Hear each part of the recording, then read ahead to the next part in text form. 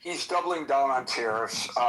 It's interesting you mentioned the struggling farmers in India. The story just crossed Bloomberg. I'm reading the version of the Bloomberg story just crosses in India the news. today. Always. And the story says U.S. President Donald Trump signaled that his administration is ready to consider fresh tariffs on agricultural imports, including Canadian fertilizer and Indian rice, as he confronted farmers' complaints about cheap foreign goods undercutting U.S. producers, according to Bloomberg. Shut your mouth, stinking right He now. loves tariffs. Talking to you. So interesting that you should mention India there. Thank you, interesting that you mentioned India. Bring it up again. Let's talk about some more, guys. Of obviously the oil buying of that administration, of the Modi administration, and Trump feeling betrayed and angered by that relationship. So, you know, the Indian farmers is obviously paying a price for the geopolitical realities of that. Well, Modi is kind of independent on the global stage, and sometimes he seems to be aligned with the United States, and sometimes he seems to be aligned with our economic competitors, China and Russia.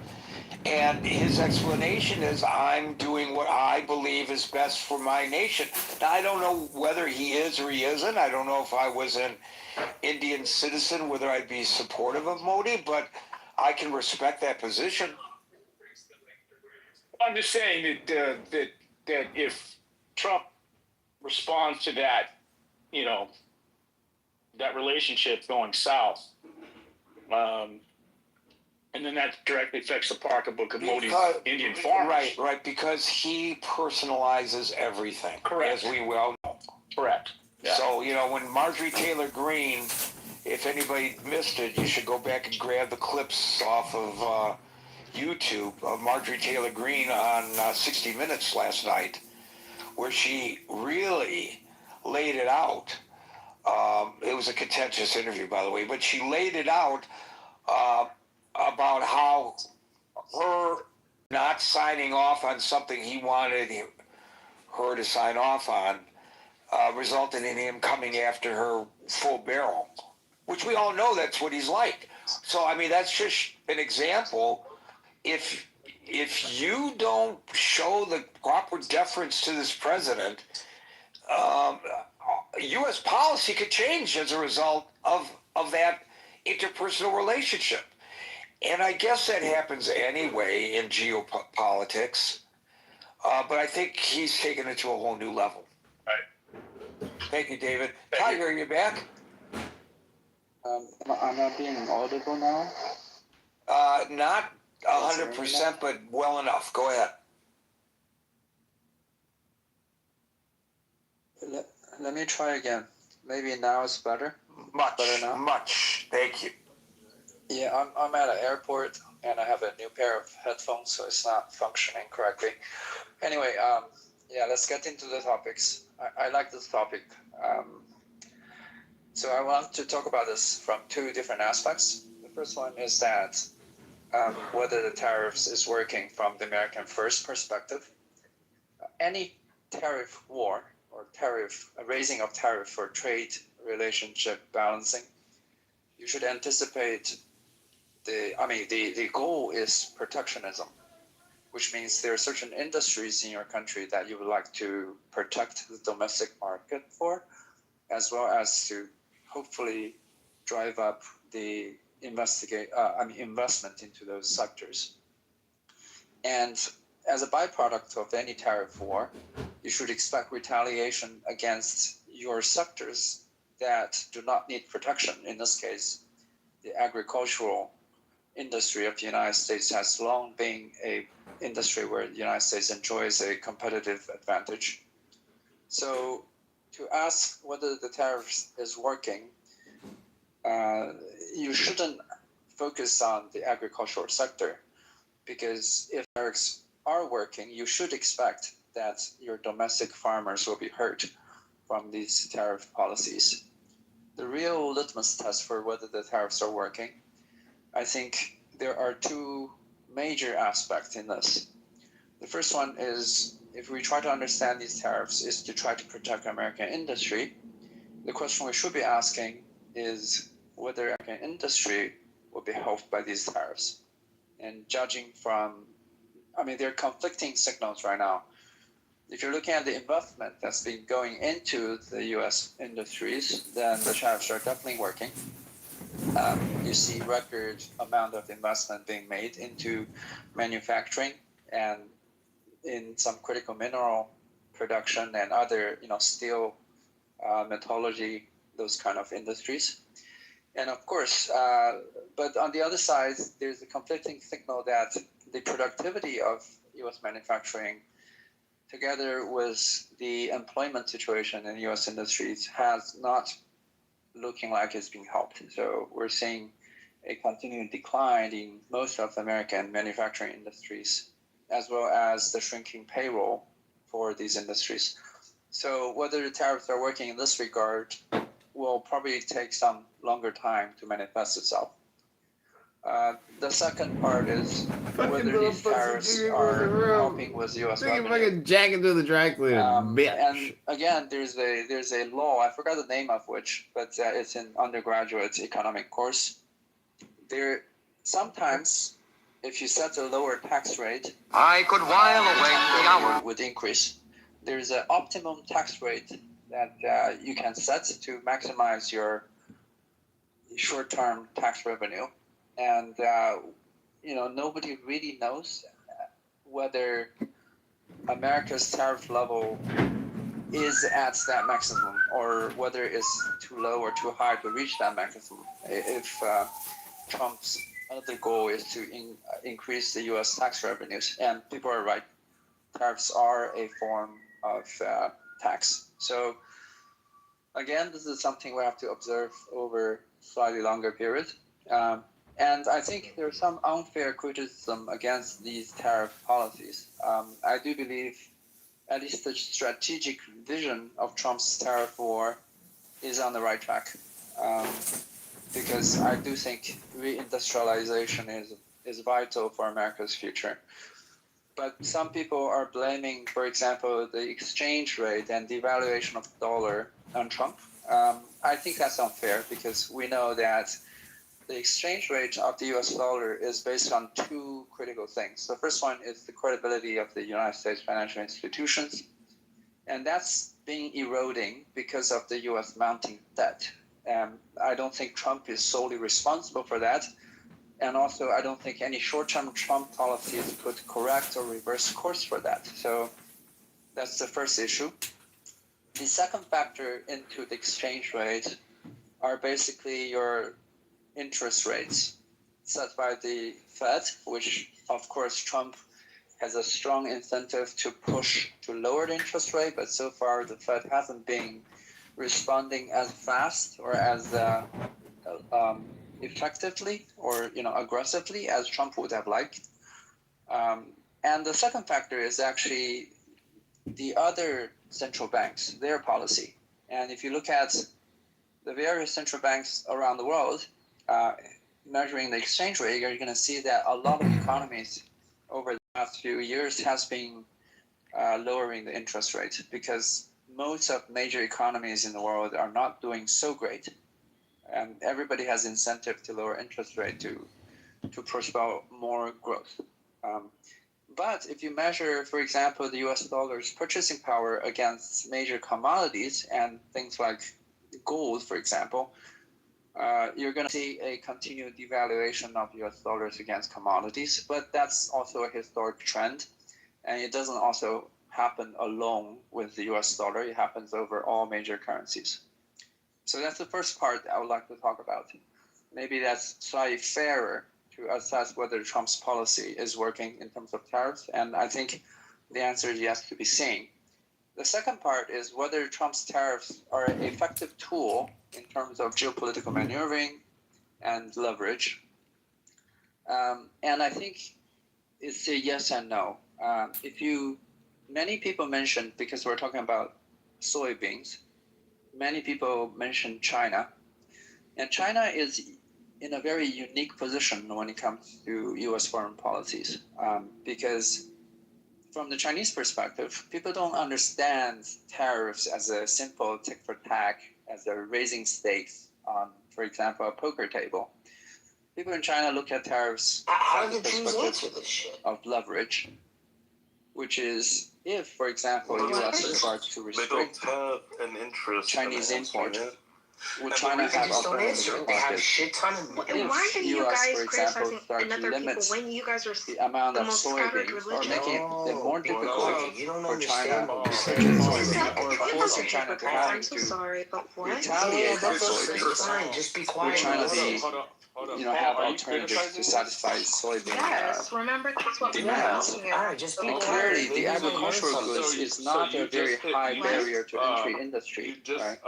As people are pointing out, the global supply market for soybeans is quite abundant. You have Russia, you have Brazil, Argentina, and many other markets were able to supply soybeans because of vast amount of arable land, which is actually why the United States enjoys such a competitive advantage on agricultural goods. So in that sense, soybeans is one of the areas that the U.S. has very little leverage over China. If you look at other industries, for example, semiconductor, then over the past decade, you can see that U.S. did enjoy quite a bit of leverage over China.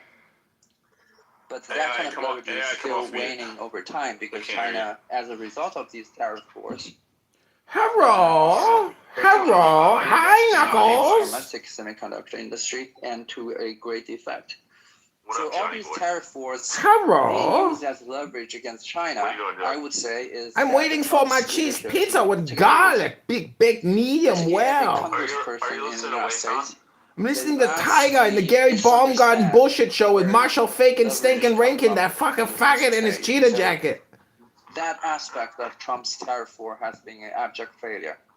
However, if you take China aside and look at all those vassal states, by that I mean the allies that Trump has been negotiating these trade pacts with, you can see that it has been a great success over, for example, the European Union. I'm blocked on all these accounts. Korea, I'd have to go downstairs. And many other.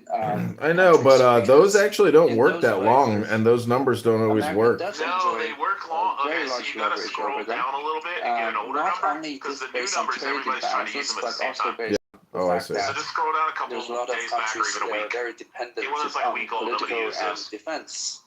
Well, Clubhouse has a way to detect that those numbers are no good numbers. To extract so the reason you get kicked off is because somebody's trying to sign into it. So in that front, I think so once you're already on, they get a verification code as soon as they put it in a major success. So if you put that in a larger perspective, coupled with very few days old, it's a very fresh new report on U.S. strategic focus. One of the announcements made by the recent report is that the U.S. now realizes I don't really care who I'm not really recording phones anymore because whenever I do that, people complain against my YouTube accounts and then YouTube takes action. Its relationship with but recording audio isn't a problem. But recording the PTRs is a problem apparently. The limits of its effectiveness. So. I think and it's all pointless anyways. I mean, Marshall Rankin is a fucking loser.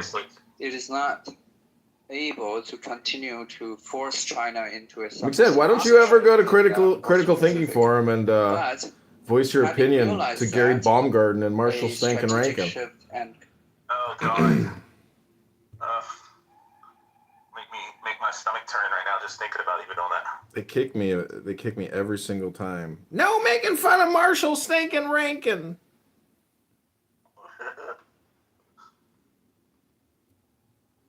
Right.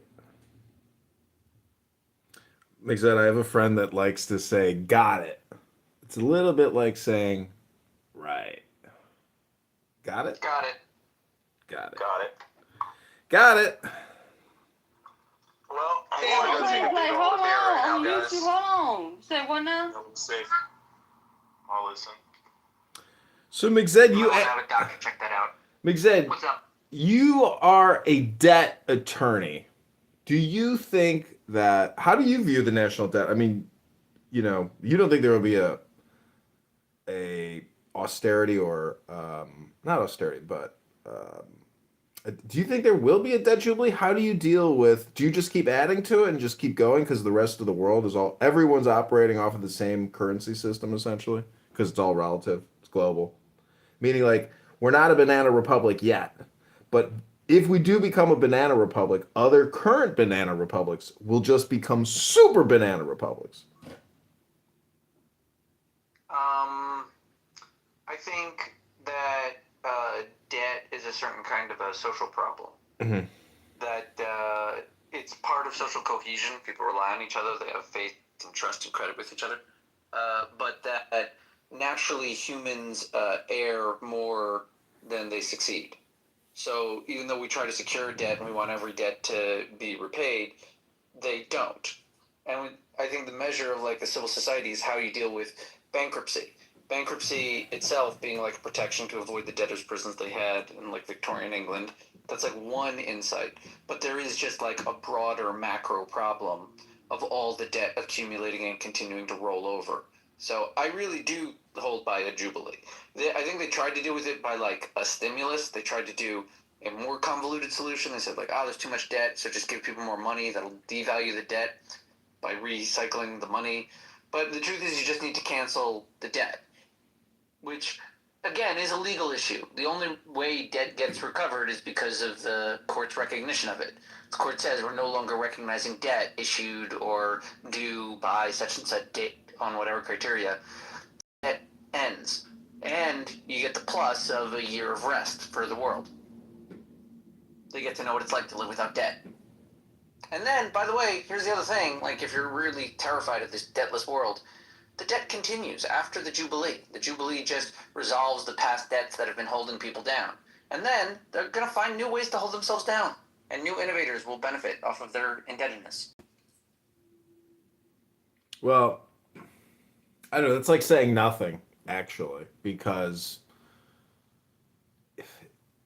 it doesn't change the pre-existing set of conditions, even if you wipe the debt. And they're not going to wipe student loan debt. They're not going to wipe mortgage debt. They'll wipe the national deficit or the national debt. But one way to do that is to just take from the population. Like your Jubilee might not be this free for all. They might just say, oh, okay, hey, 25% of all 401ks. Yeah, no, my debt forgiveness takes from the creditor. The creditors anticipate returns. That's what they're trading on. That's the value that puffs them up. I would be devaluing them. I'd say you thought you were going to get $1 million, billion, trillion dollars over the next 50 years. Turns out you get zero, and you have until 2 years to leave. Okay, so the U.S. stock market total market cap of all stocks combined, let's say it's 200 trillion, and let's say the total debt that all those corporations hold, let's say it's 50 trillion. I don't know these numbers, just top of my head. And then you have all the private loans, all the student loans, all the mortgages, all the credit card debt.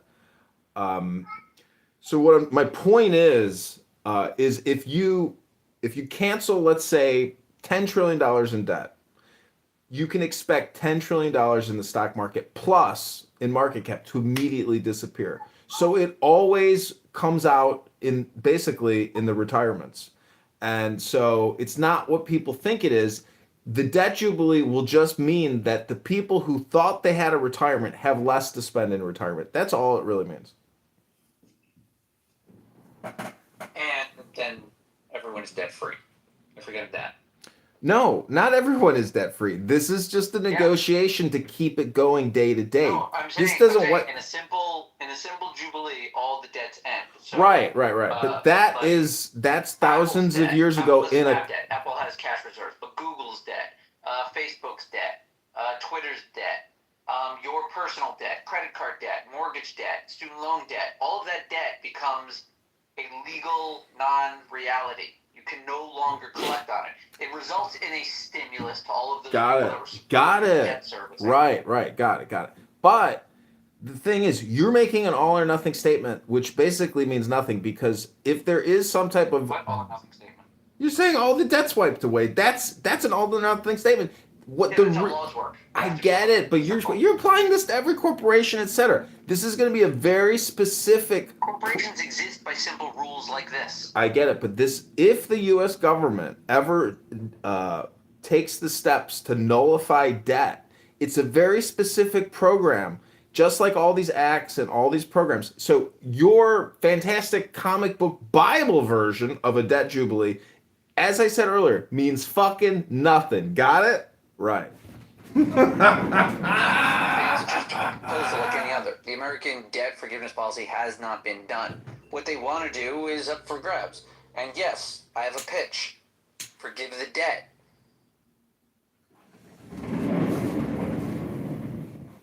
Okay, so you explain this to me. Everything I think can be analoged into a pizza parlor. So right now with the SNAP Nutritional Assistance Program, people on, let's say a family of 4 or a single mother of 4, she's getting, let's say, $1,300 a month. Do you realize that we as a society are borrowing so that woman can use Amazon Fresh, and Amazon Whole Foods to order $1,300 of food delivered to her front door every month as an individual, receiving that benefit that we have to borrow and spend on so she can get that benefit.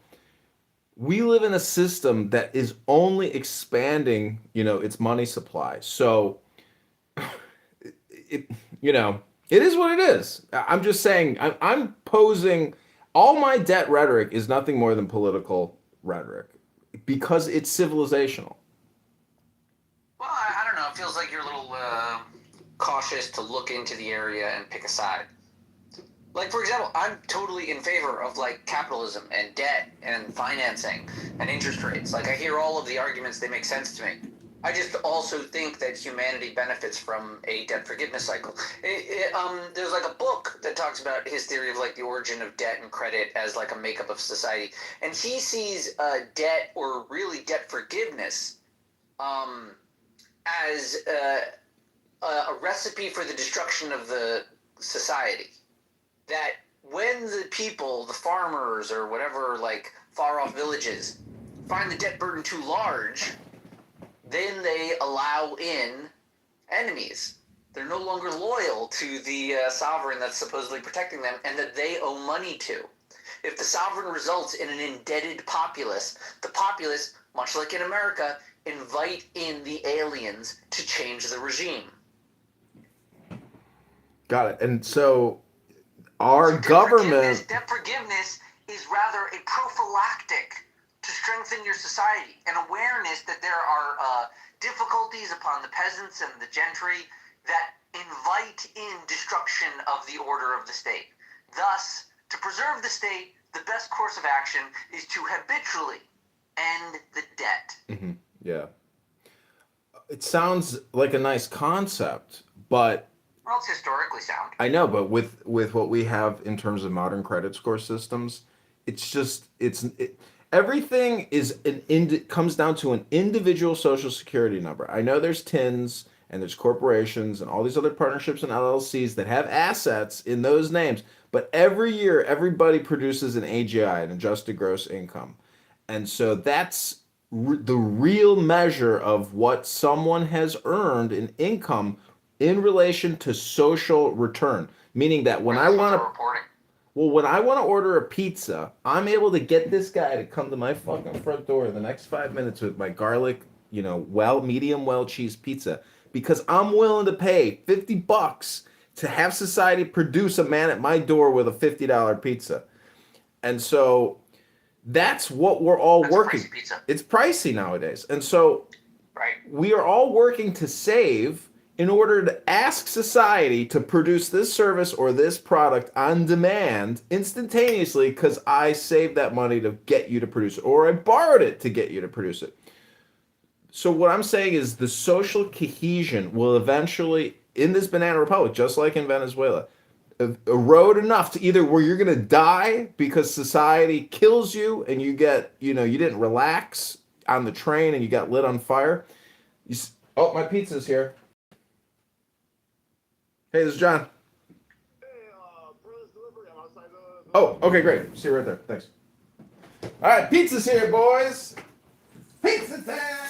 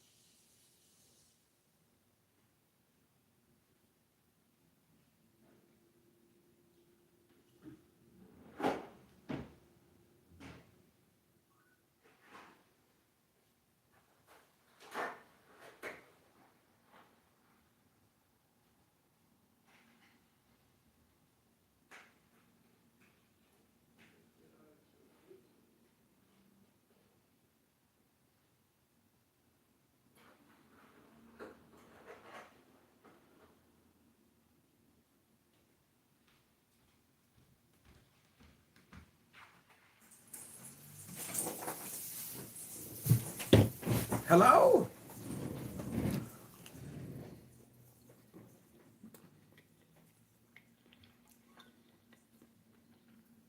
Hello? Hello? With people becoming homeowners, had to deal with all of those things, and when you really think about what we are doing to free people, when people meet Christ, they meet the liberator. Christ was a liberator. He was one who came to set at liberty. That's what the text says. And so when you look at the fact that Israel had a year release every 7 years, when you look at they had a jubilee every 50 years, and this was in the law. We are designed as Black liberation theologians. We believe that when we meet people, we should be setting them at liberty, because I'm a liberator.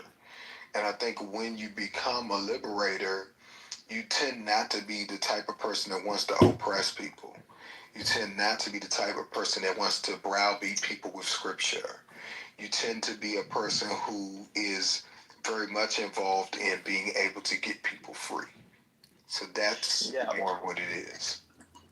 Cool, man. Well, look, I'm all for not browbeating people with scripture. I think that shit's like stupid, honestly. So I think that's good. I would ask. I'm aware that because you know about this, I'm curious to ask this.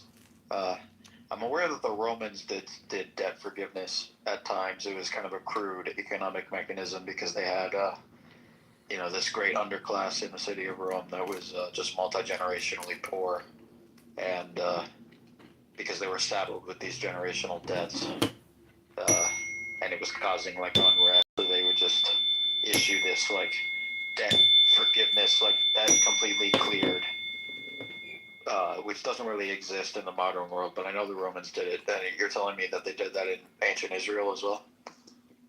Oh yeah, it's scripture.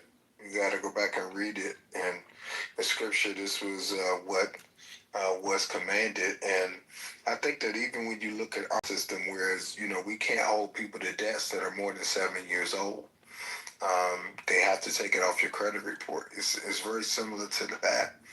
And not to mention even on a level of interpersonal relationships, in order for you to when you do someone wrong, what do you say? You say, hey man, you owe me an apology. Well, when you owe someone something, that's a financial term, right? You owe them an apology because you did something wrong to them. You're in their debt, right? And so because you're in their debt, now we're talking financial terms. In order to get them to release the debt from you, what do you have to do? Hey man, forgive me, Greg. I shouldn't have said that. I was wrong. It's not in my character, and I won't do it again. And then you release me. You say, okay, Doc, I'm gonna let you go. Let's just move on from here. Well, I just cleared the debt out the way.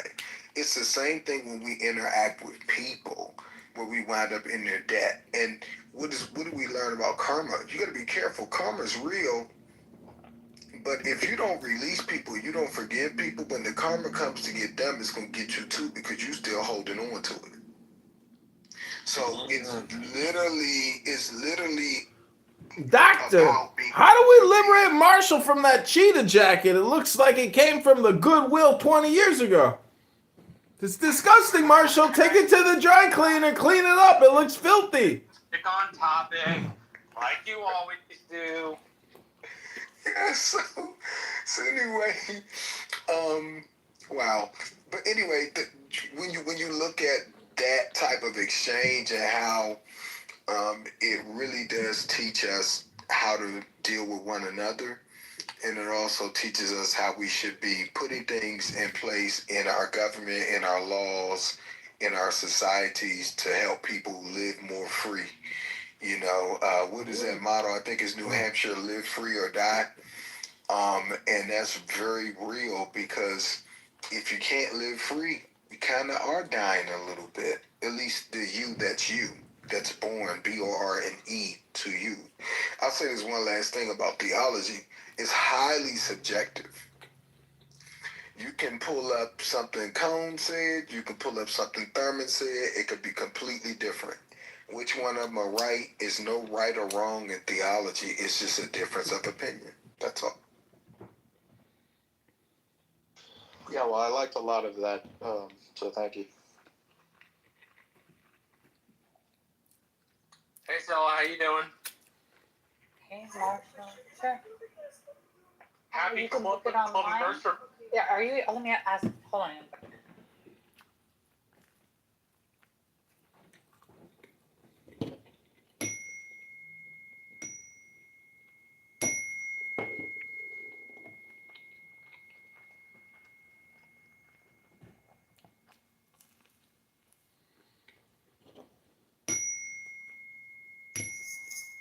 Sorry, I'm not working on library. I'm almost done.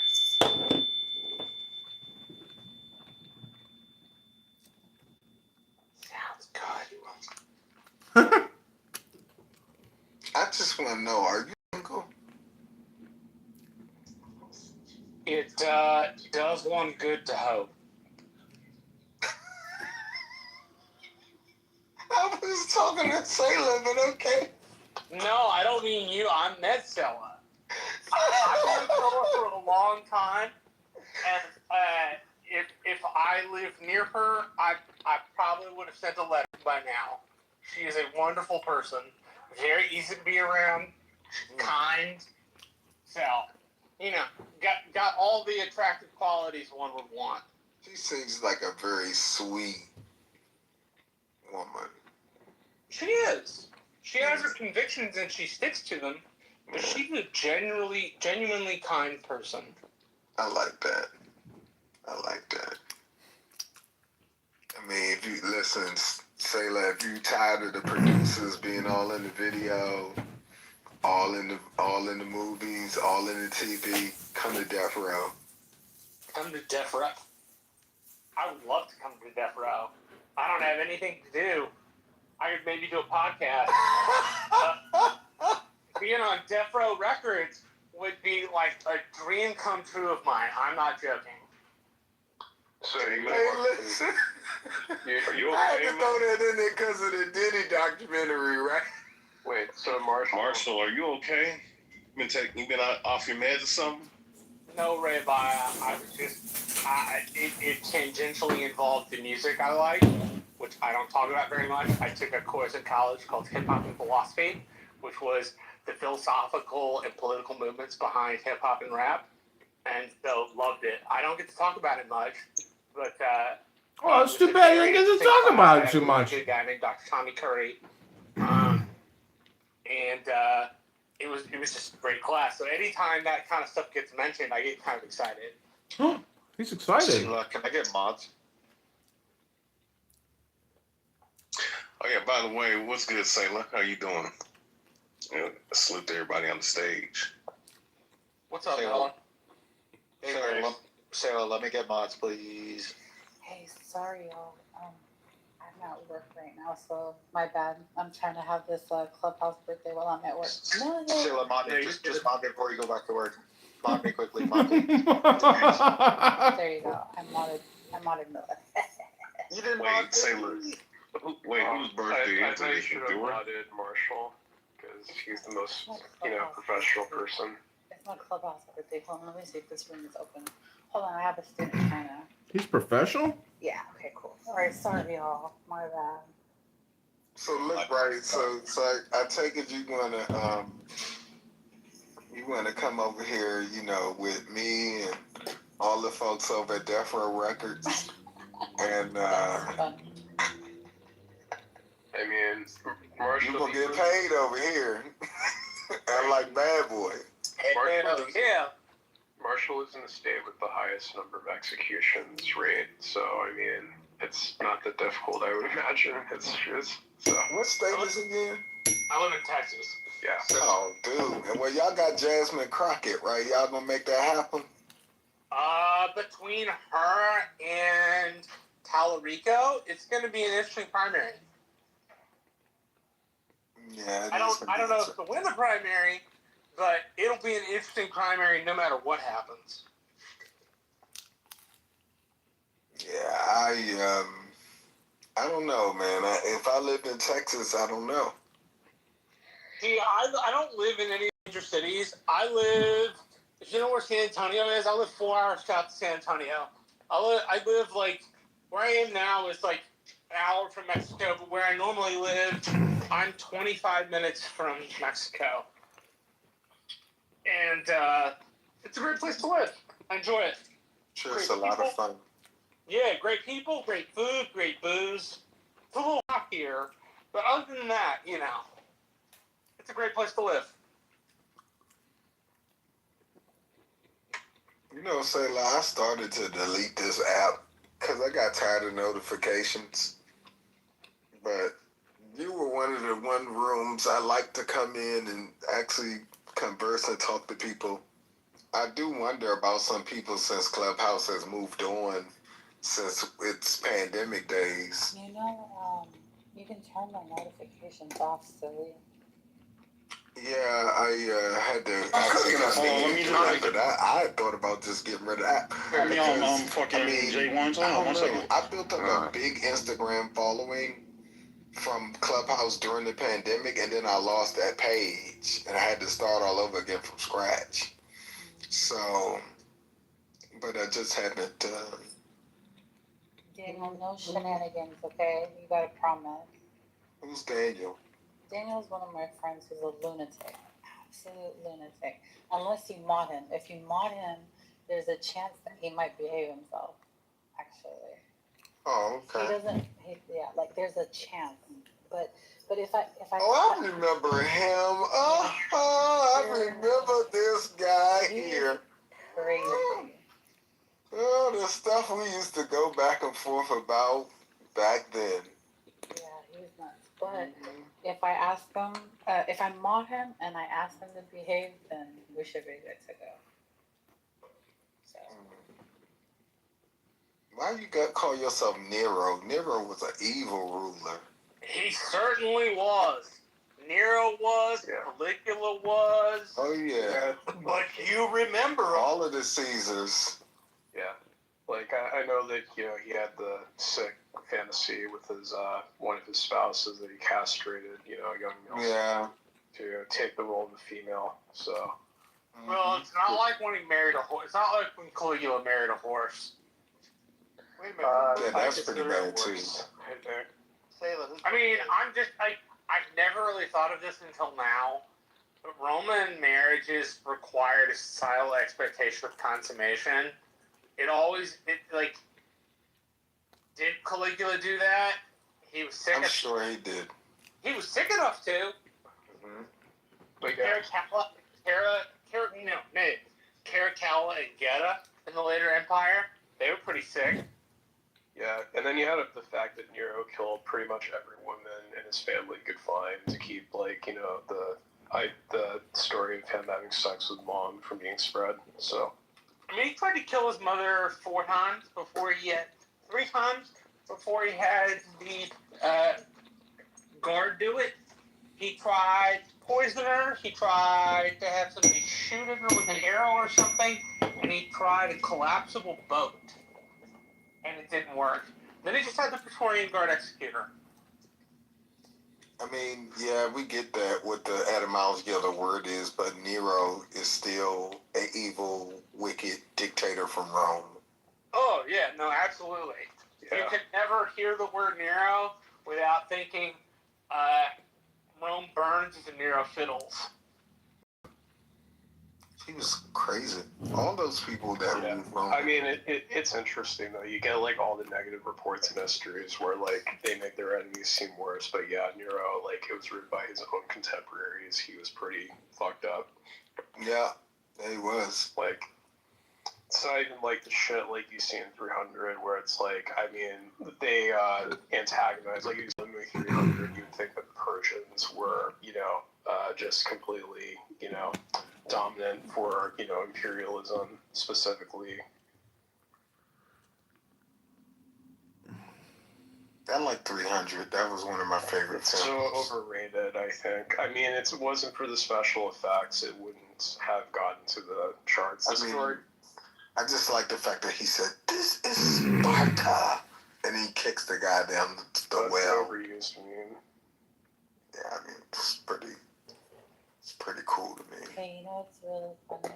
The king that's in Sparta, the Persian king that looks like a monster, is the same king from One Night with the King with Esther, and he looks all like romantic, you know, long. Rodrigo Santoro. Yeah, he looks all Romeo in one movie, and then in the other one, he looks like a goblin. So, such a European thing to do. No offense to Europeans. I take no offense. We're pretty fucked up, so. Sorry. Yeah, what was bothering me, Necro, yesterday is like if your behavior yesterday in that room is like normative of what your behavior generally is like, then No. I don't. No, it's not. Are you usually different?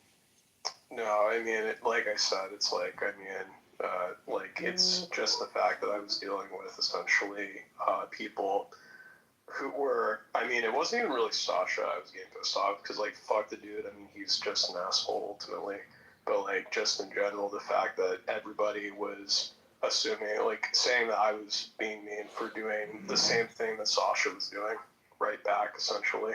No, absolutely. My feelings were getting hurt the way that you were being mishandled. Like, I was literally getting my feelings hurt, but people were saying that normally you're not the nicest, so it was really confusing. Like, I'm like, is this how you normally act? Were you acting different? I didn't know.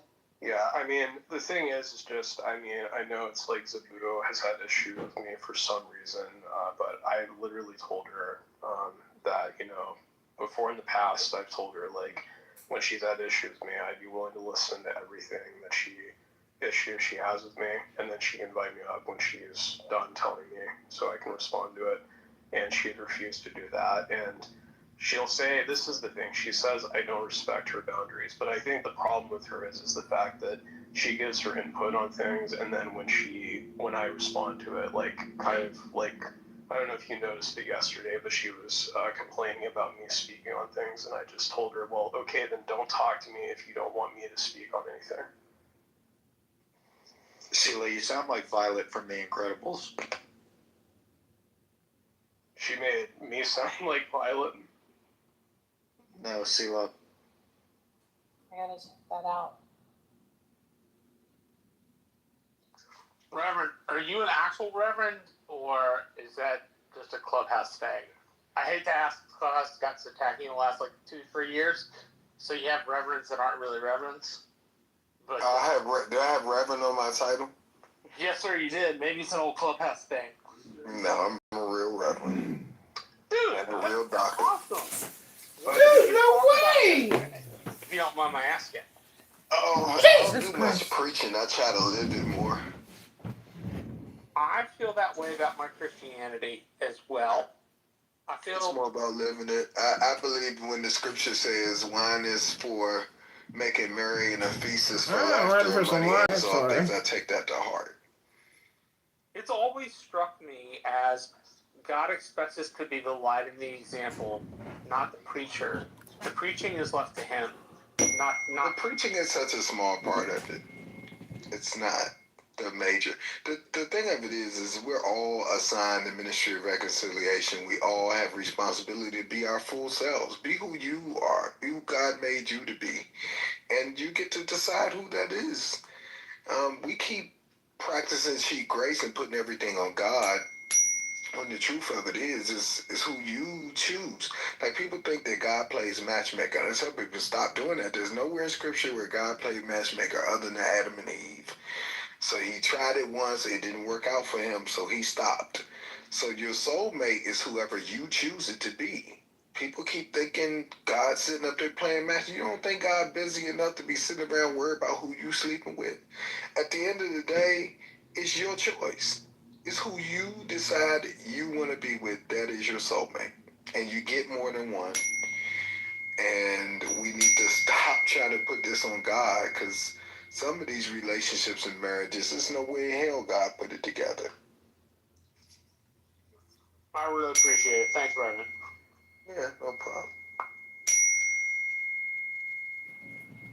You say Reverend, I look for my grandmother or somebody. Lord, I forgot I had. Hey, doctor, I got a question for you. I mean, if God is all knowing and everywhere and everything, you don't think God is concerned in our love lives? Come on, it's the ultimate reason. I never said that.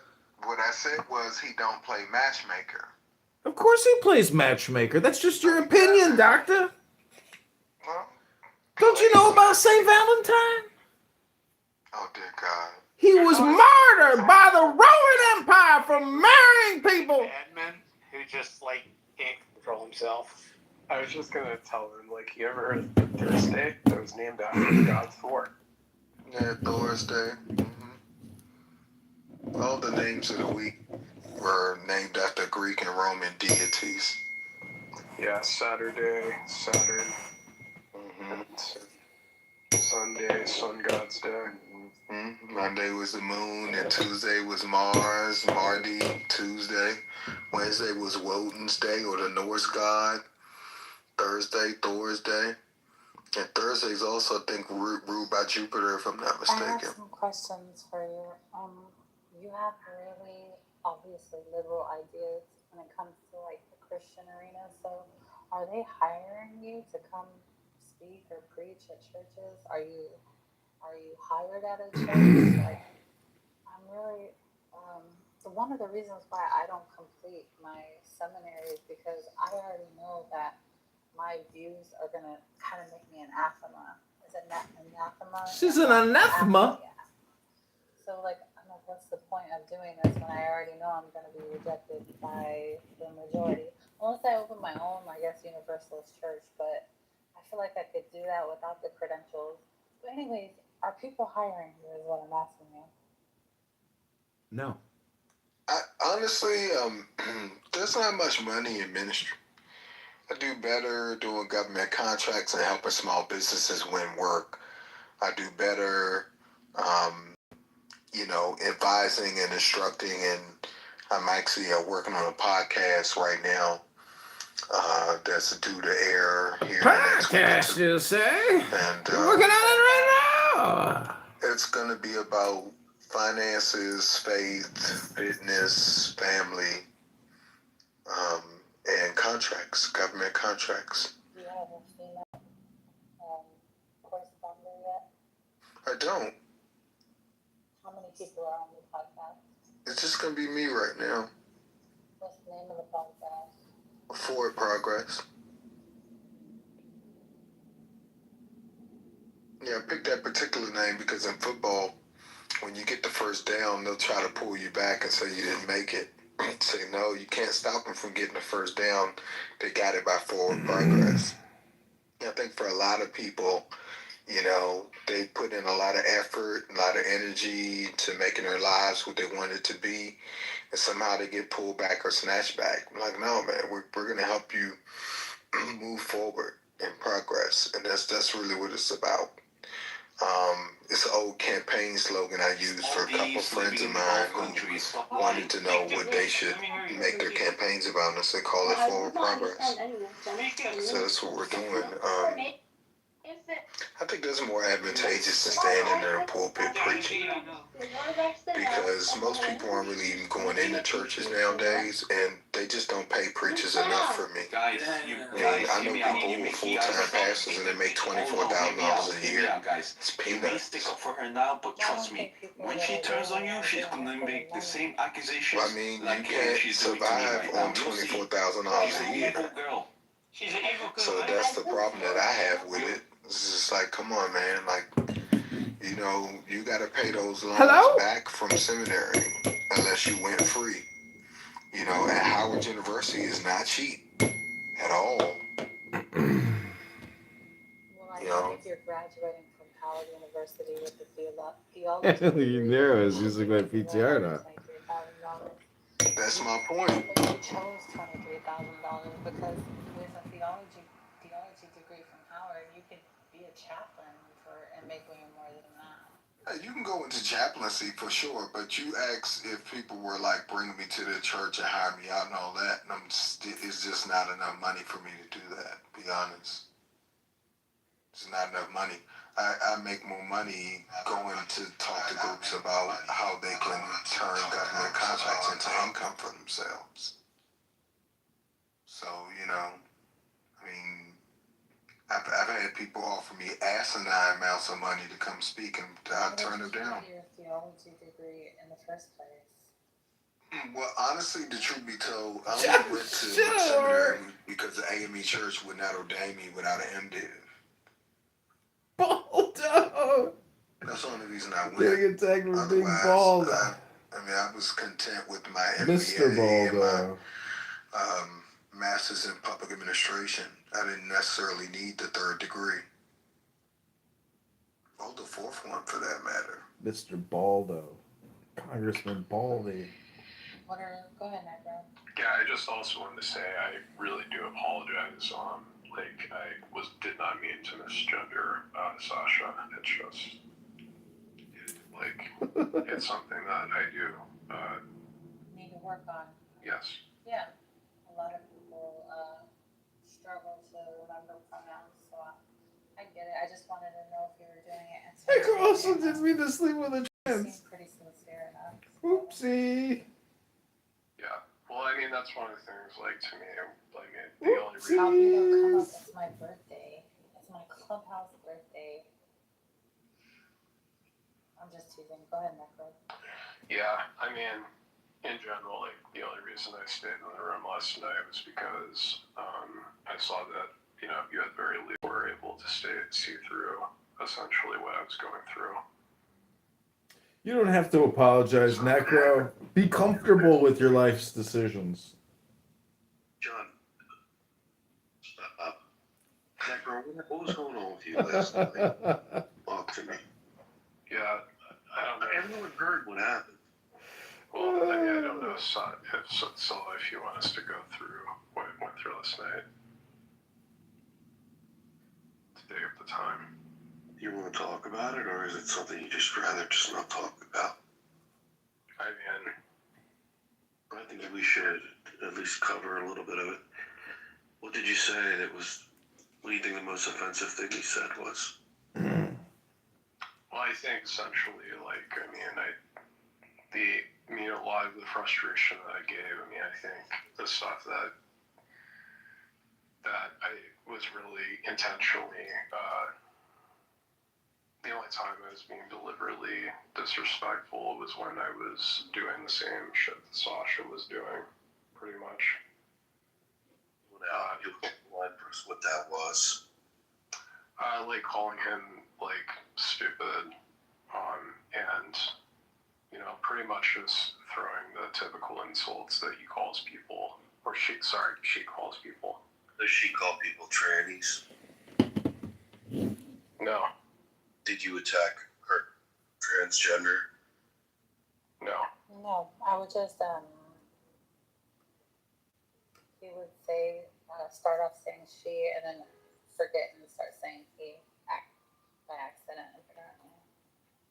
But I know that I know people in my own life that He's dangerous. I'm telling you. He goes around. I can hear it. She goes around and she lies well. Legit, she lies well. Watch out, bro. Scar. She goes around here accusing people of being pedophiles, Well, rapists. I will hit it. And people believe her for some strange reason. She's a good liar. She's a good liar, eh? She's an evil girl. I'm telling you. Invite her back. Which girl is this? Which angel? I already reported their account anyway. So, have we gotten She has to... another account. Have we got... Another account is Tash. Have we gotten to the 29 questions? Have we finished it? I don't know, man. What a long day, Diego and Brincesia. Kitover. Yo, Brincesia! You know your YouTube does not work. I know the audio's... My mic is broken. You're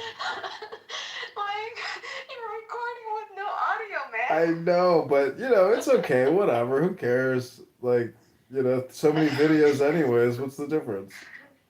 No, that's pretty sad because it's been like that for a while now. I know. I was trying to figure out which phone it was. I'm still a little confused. No, I think it's YouTube. I think they banned you. You think YouTube is silencing me? That's what I thought too. Yeah, for sure. They're just like, this guy's so annoying. We don't want his audio, but he can create video. Diego, did you enjoy the takeover of your room? I know you like when people go crazy in your room like that. You were here too. He's a crazy kind of guy. He's probably not even here right now. His phone is probably sitting by the toilet, and he's probably like downstairs having dinner with the family or something. Yeah, probably. Well, you've been here all day long. You've accomplished so many questions and so much typing and note taking. Well, I'm still depressed over Bravo. my face, so it makes no difference to me.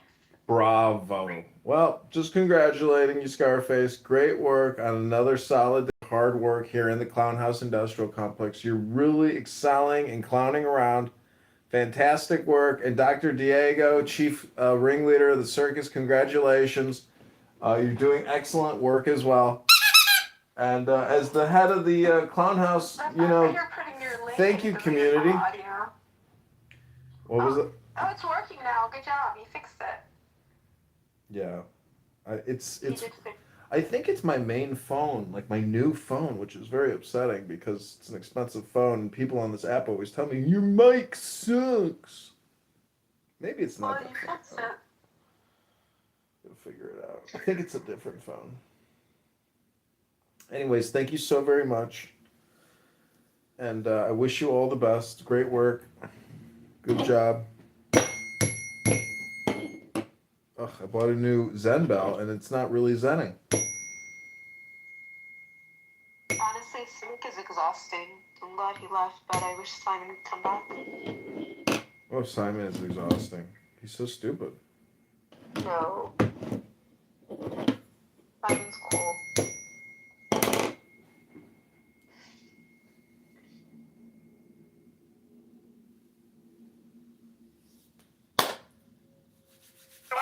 As I said at the start, Nick, to be clear. No, it's not an ambush. Nick, to be clear, I think I'm not understands. ambushing you. I'm literally reading an anecdote that you revealed on your podcast. It's you that's put it in the public domain. I know. I'm simply asking you whether my assessment of that, which is that your father didn't want to take you to certain restaurants because of what you referred to as they were commonly known as race. Oh no, I changed it by accident. This commercial. It's easy because I use Fixer. Here's how I clear my inbox in minutes. Whether that attitude to African Americans in that instance permeated to you. It's a reasonable question. Yeah, no, like I said, I think everybody knows what that is, but I'll address it. I'll engage with it, and I'll defend my father from the charge of racism. Sure. No, my parents are not racist, and they've never been racist.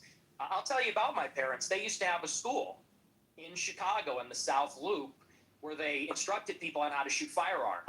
Security school. Do you want me to keep playing it, Diego? I figured you. Yeah, go ahead, baby. You're so retarded. Most of the clients were black. And I believe actually one of their clients was Larry Hoover's son at one point, sort of a funny story. And so most of their clients would come in from the south side of Chicago. My grandmother, she grew up in the projects in the city. And so my family, being in Chicago, being ethnics, being Italian, Irish, Mexican, and the west side on Taylor Street, all over the city. My family for many generations have lived near and around black people. And look, my views about black people and their views about black people are shaped with experiences with black people. And what they will tell you, what my parents would say if they were here, is that for many, many years, the older generations of black people were very respectful, very humble, very decent. In fact, my grandma used to have an anecdote. She grew up in a lot of dysfunction. Her mother was mentally ill, and they would be having dinner in the projects, and there'd be so much chaos and dysfunction and disagreement and fighting. And she would look across the way out the window at a black family in the other apartment, and they'd be holding hands around the table saying grace. And this is sort of the culture that used to prevail.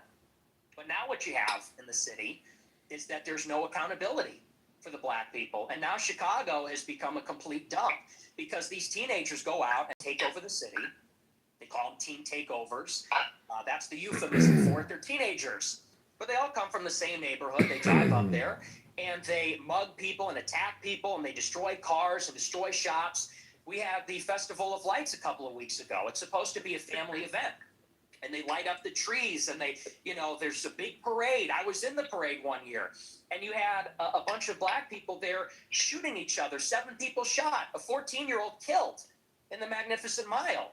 And I know there's a lot of black people that feel the same way about this. They say, we've lost control of the city, and we're looking for accountability.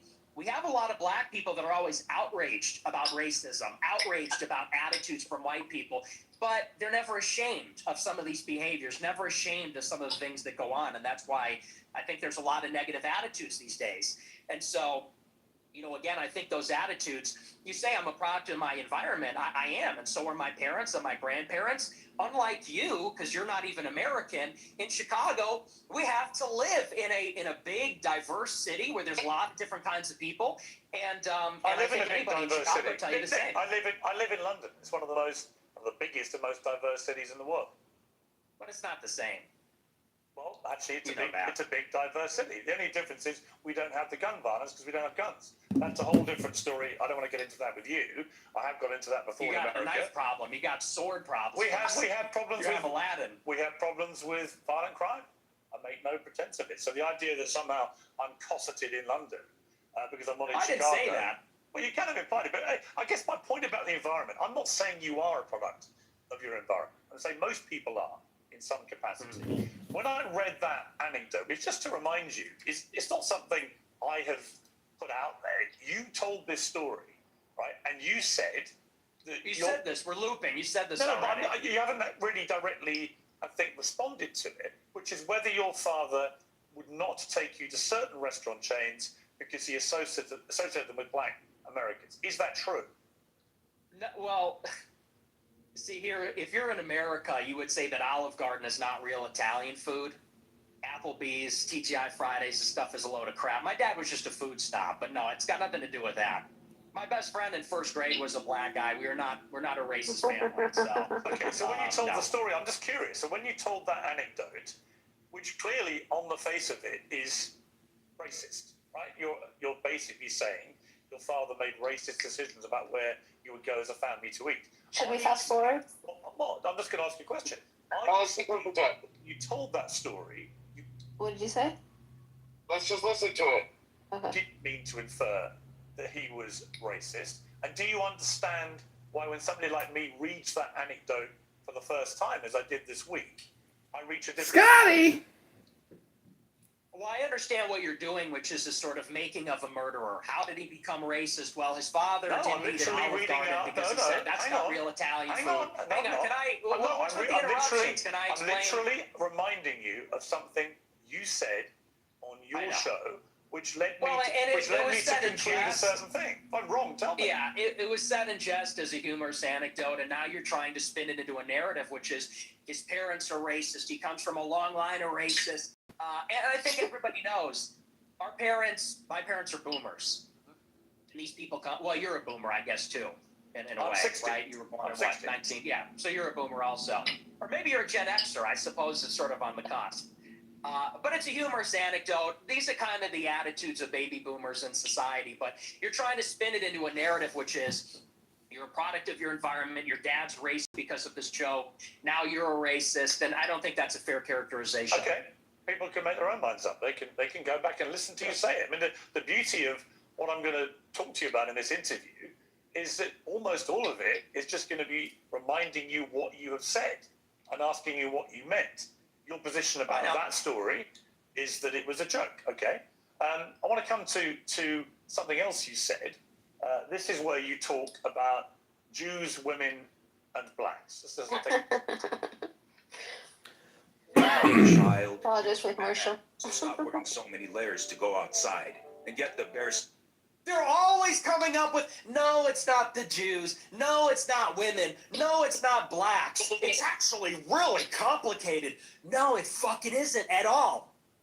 Jews are running society. Women need to shut the fuck up. Blacks need to be imprisoned for the most part. And we would live in paradise. It's that simple. Okay. Would you like to clarify what you meant there? That's all true. That's 100% true. Everything I said in that clip is true.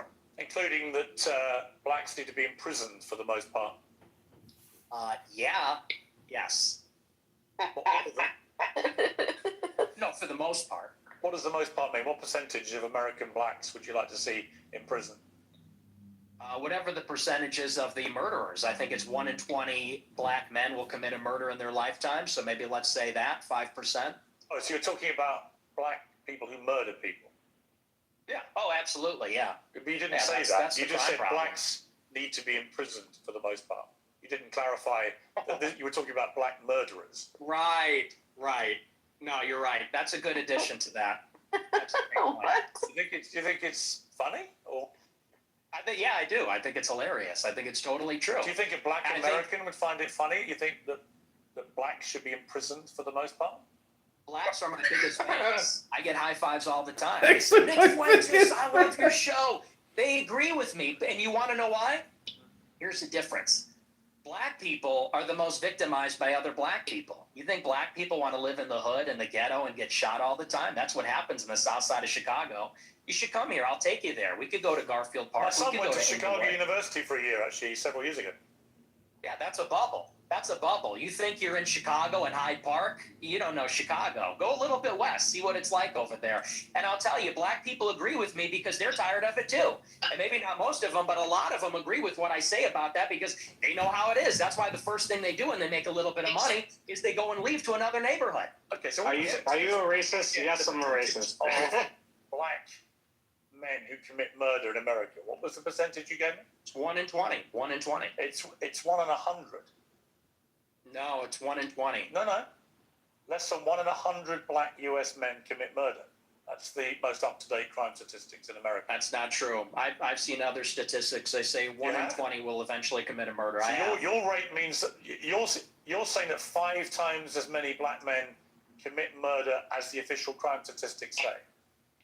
Yeah, there's a report, I believe, on X by Data Hazard. I'll have to go and double check that for you. But yes, there's some pretty shocking evidence that says that it's far more alarming than you would think. Okay, but you would accept that the official crime statistics are 1 in 100, or you wouldn't accept that statistic? I don't know. I don't have it in front of me, but I've seen other evidence. Like I said, Data Hazard on X, I believe, produced a report about a year ago. It said 1 in 20. But, I mean, whether it's 1 in 20 or 1 in 100, that's a lot of people, Piers. I mean, Sure, this is a lot real of white problem. people commit murder too. Well, they do, don't they? Okay, but it's about proportionality. I mean, white people are 65% of the population. Blacks are 13%. And I think anybody would tell you that more black people proportionally commit violent crime than white people. And people vote with their feet. People would rather pay a much higher property tax. Most Oh, mass what's with the shootings- interruptions? I'm sorry. Thank you. I appreciate that. You know, you look at in Chicago, in New York, these neighborhoods are so stratified. People would rather pay a high tax rate. They'd rather pay a much higher property value to live in a less diverse, less black neighborhood because they don't want to live around the violence. And I think that when you look at even on the public transit, the subway, the blue line, you know, people don't want to go there because they know who occupies and menaces the public transit. It is these people like Daniel Penny had to deal with. It's people like Irina Zarutska had to deal with. And that's just the uncomfortable reality. You've also said you don't want to live near black people. Let's take a listen to this clip. I'm a new generation of white person. I'm not living around blacks. Sorry. You know, I want white kids, and I don't want my white kids bringing home black people to marry. It's racial for me. And call me racist. Oh, very Christian of you. I don't give a fuck. I mean, it couldn't be clearer, really, unless you want to say that's another of your jokes. But you're basically saying, yeah, I'm a racist, aren't you? Yeah, I'm fine with that. You're fine with saying you're a racist? Totally.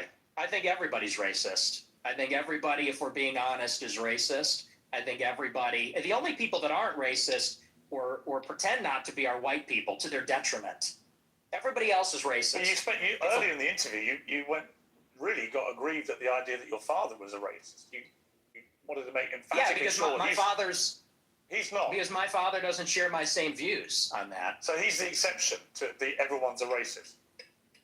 Well, everybody's a little bit racist. You're right. So maybe everybody... The difference is you're attacking my father. You know, he can get fired from his job. I'm not attacking your father. You are.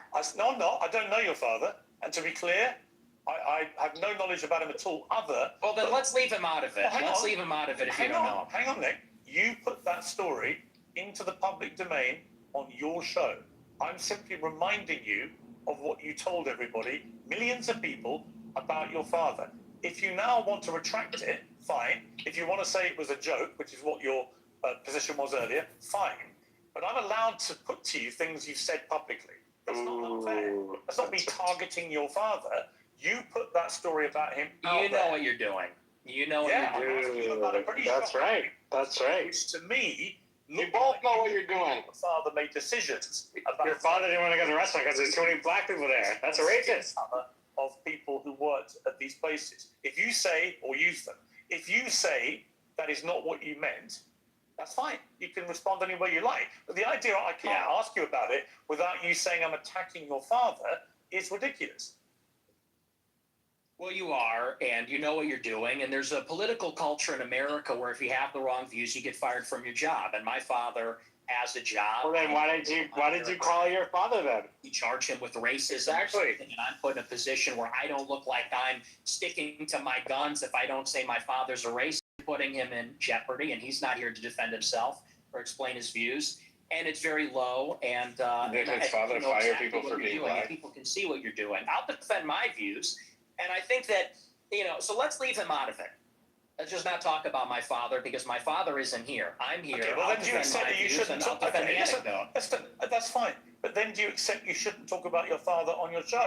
And you can tell Absolutely not. Absolutely not. So it's fine for you to put a story out there which would make most people who listen to that story or watched it at the time on your show conclude that he was racist.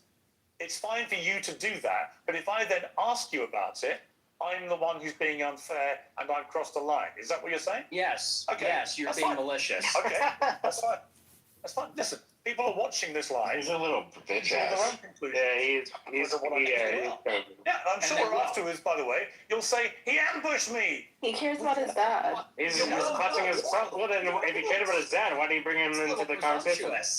I'm not going to say it's an ambush, but I think that's a low blow. And now he's clutching his pearls. You're a tabloid journalist. I expected that. I don't think it's an ambush because I knew it would be like this. And people will see what you're doing, and I think they'll say it's low. But as far as you want to talk about racism, I do. Let's talk about racism. Okay, let's leave my dad out of it. Look, you've admitted you're a racist, correct? Yes, 100%. Yes, he's a racist. Okay, that's fine. You're perfectly entitled in a free democratic society to stare down the barrel of his camera and tell me you're a racist. People can judge you accordingly. Many people who have assumed that you're a racist will now have heard it from your own lips. That's fine. There you go. That's the point. The point There you go. is to go over the things you said, which have led people to reach conclusions about you, and to ascertain whether those conclusions are fair and reasonable or not. That's it. I want to play you another clip. This is where you talk about why white people are justified in being racist. Let's take a listen to this. First, white people are every single bit justified in being racist. Every single bit justified, to the extent that that means going out of your way to avoid black people when you see them. You stand up. Absolutely. Absolutely. The instant fix for snorers without touching their nose. Sorry, guys. 1 second. And still end up sleeping. There you go. So white people should go out of their way to avoid black people when they see them. Absolutely. They would be wise. Why? Because it's a lose-lose proposition. If you're Irina Zarutska and you don't walk the other way, you get stabbed to death and you die. If you're somebody else and you walk on the subway and you stand near a black person or something, maybe it's fine. It's a lose-lose proposition. So no, I think that white people have been beaten into submission, that we're afraid to tell the truth about it. And the truth is that when you go into these major cities like New York or Chicago, I believe she was in North Carolina, there is a menace, which is young, black, adolescent men. They're extremely violent. Racist. And we have been told that we have to pretend like they are every other person. We have to be colorblind to that. And we're supposed to go and be in the midst of all this danger. And I think that at this point, it's gotten out of control. You look at the BLM movement, they said that the reason that black people, are violent, or the reason there's crime, is because of police brutality, or redlining, or all these other things. They said we need to get rid of the police. We need to defund them. And a lot of cities did. A lot of cities like Chicago, for example, the police changed the rules of engagement. They don't chase them. It's not a felony if you steal a certain amount of merchandise. They won't chase them on foot.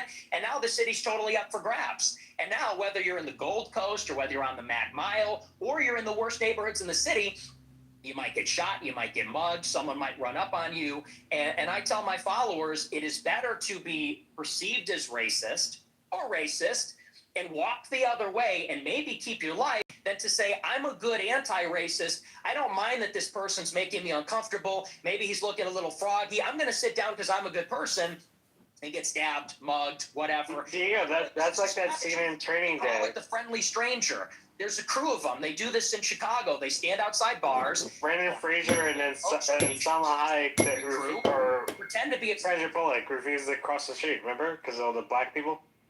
Friendly stranger, and then they mug them. And stupid white people say, "Oh, hi, yeah, nice to meet you." They grin, they laugh, they put up with the nonsense, and then they get mugged, or worse.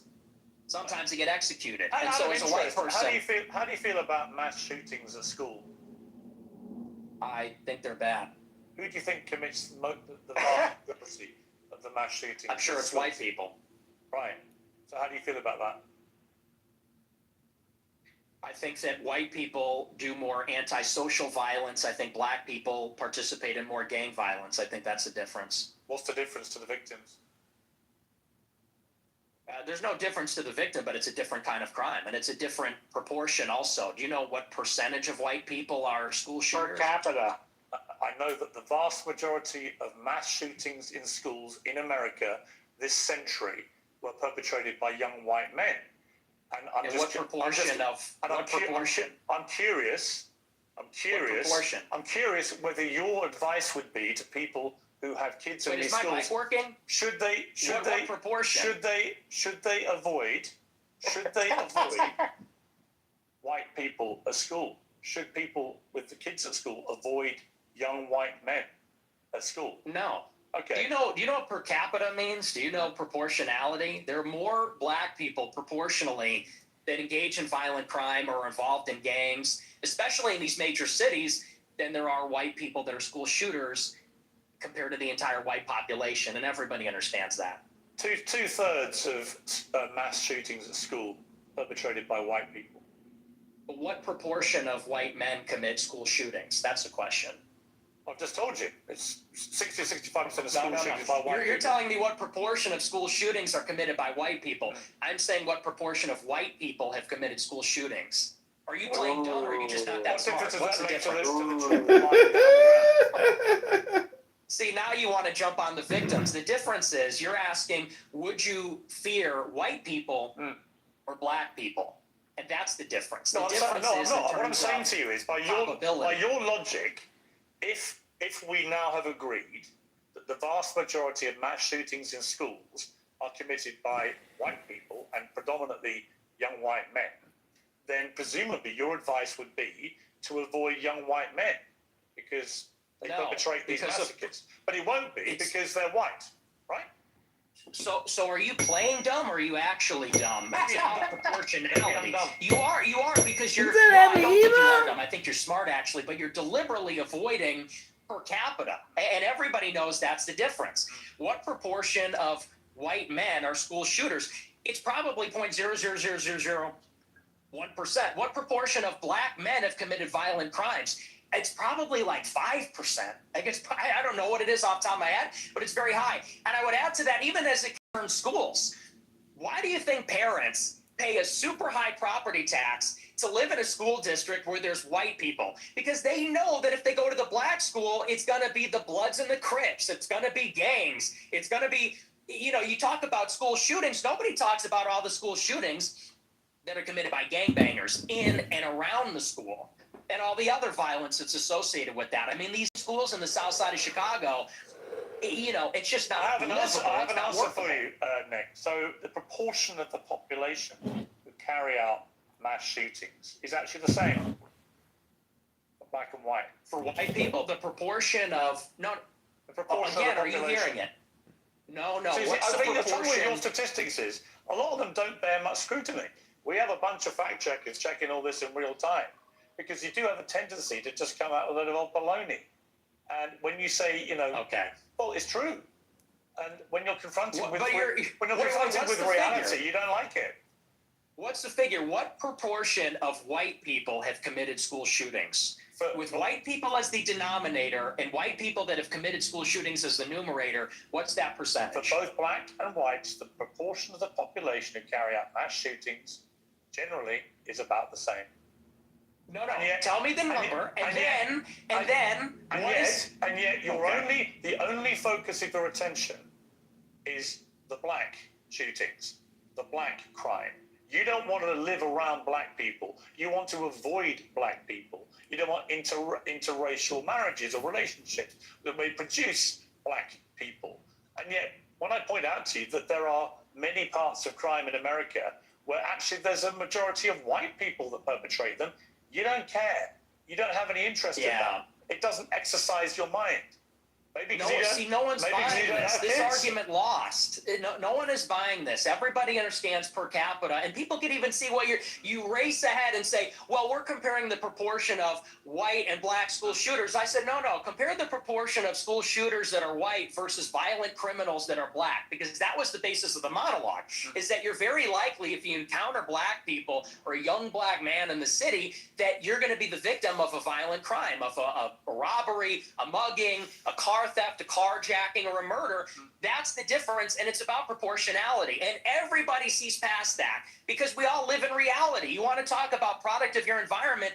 People that live in New York, Chicago, LA, we live in reality. We live in this environment, and we see what it's like. And the threat, the danger, in terms of probability, it's not even comparable. And I would say this, to your point.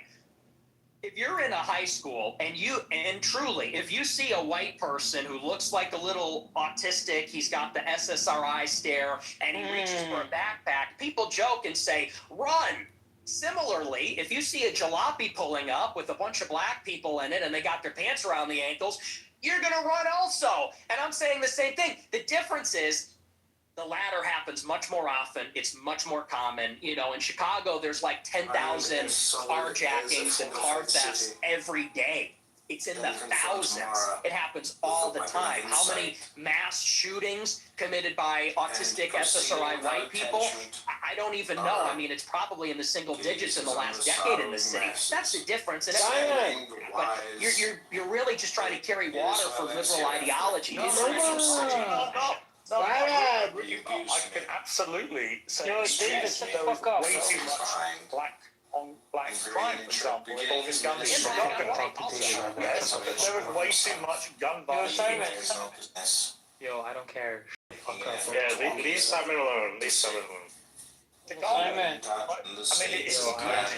indisputable. I've got no problem saying that. The difference is, I don't then lead myself into a thought process where I have to avoid all black people in case they shoot me. And you've already conceded that you are a racist. So when people hear you then say, I don't want to be living people. He did admit to racist. He did say I'm a racist. So they assume you're doing that because of people's skin color. I don't think I can't be racist. I'm black. Simon, you are racist. Simon is not a racist. He can't be a racist. He lives in France. You're separating two different things. The monologue when I said I don't want to live around black people, that was after Irina Zarutska got shot, and it's true. I mean, they are a largely in this city in Chicago, the South Side, the West Side, huge criminal population, and I don't want to live anywhere near it. And I do. I want to live in a white neighborhood. I think that that's extremely desirable. And I think even black people. Nick, you're perfectly entitled to that view. Why are we racist? But when you have obviously prefaced all this by saying, I am a racist, unashamedly, you are a racist, then people will assume that all your thought processes about all of these issues he can't hear you. People based on their skin color, which is the purest personification of racism.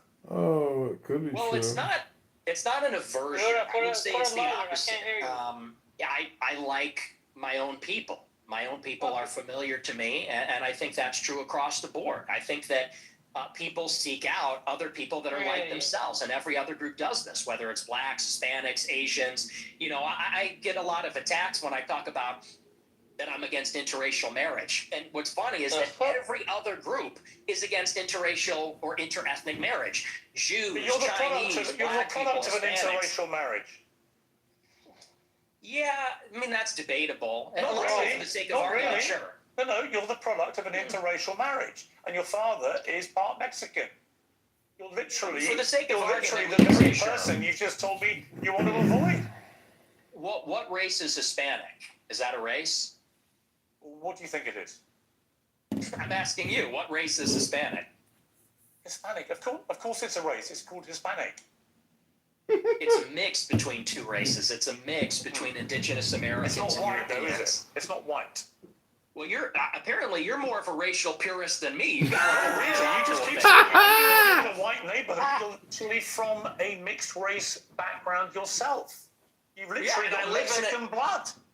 I know, and I live in a non-white neighborhood too. I'm trying to get out of here, though. But I'm trying to get out. But here's the thing: Do you have any non-white friends? Genuine question.